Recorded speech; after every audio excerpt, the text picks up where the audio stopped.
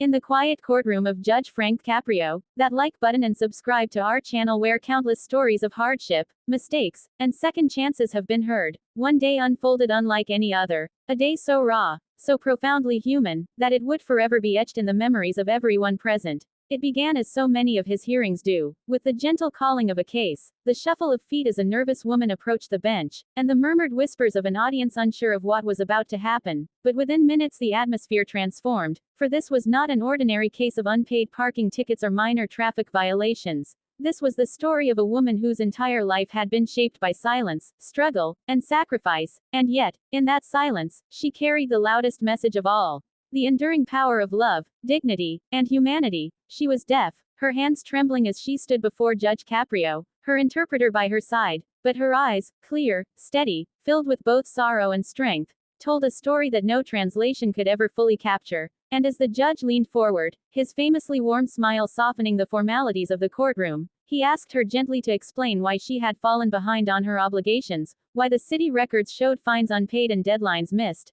And with every signed word, every translated sentence, the room grew more and more still, for she revealed that her struggles were not born of carelessness or indifference, but of choices so heavy that they broke the hearts of all who listened. She had given up everything for the care of her child, a child who depended on her not just as a mother but as a lifeline, and in the cruel arithmetic of poverty, disability, and survival, she had chosen medicine over bills, food over fines, her child's fragile health over her own standing in the eyes of the law. And though her body bore the quiet dignity of endurance, her voice, through the interpreter, trembled as she recounted the nights she had gone hungry so that her little one might eat, the mornings she had walked miles because she could not afford both bus fare and milk, the days she had smiled at her child while secretly counting coins in despair. And as she spoke, Judge Caprio's famously compassionate demeanor shifted from curiosity to deep empathy, his eyes misting, his hand rising to his chin as he fought to compose himself, for here before him stood not a lawbreaker but a mother whose crimes were acts of love, whose unpaid fines were receipts of sacrifice, whose silence echoed louder than the noise of 1,000 excuses. The audience, too, felt the weight of her story. Some bowed their heads, others wiped tears from their eyes, and even the court officers, hardened by years of routine, shifted uncomfortably, their stoic faces betraying cracks of emotion. And then came the moment that would define the hearing.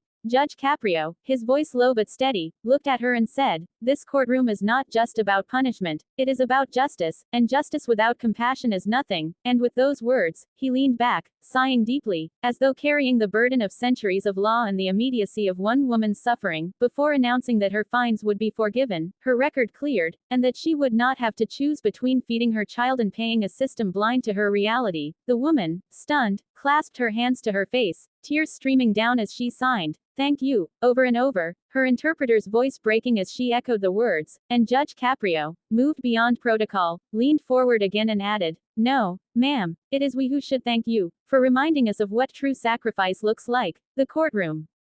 erupted in soft applause, restrained but heartfelt, for all knew they had witnessed something beyond a legal decision. They had witnessed the triumph of humanity over bureaucracy, of love over law, of compassion over cold procedure. And as the woman left the courtroom, her child's small hand in hers, Judge Caprio remained seated for a long moment, his gaze distant, as though reflecting on the countless lives that pass through his court, and the rare few who leave not only with justice, but with dignity restored. And in that silence, one could feel that this, truly, was the most emotional case he had ever presided over, not because of its legal complexity, but because it reminded everyone, judge, audience, and viewers alike, that behind every case number is a human soul, fighting battles unseen, making sacrifices unimaginable, and hoping desperately for a touch of mercy in a world too often unkind.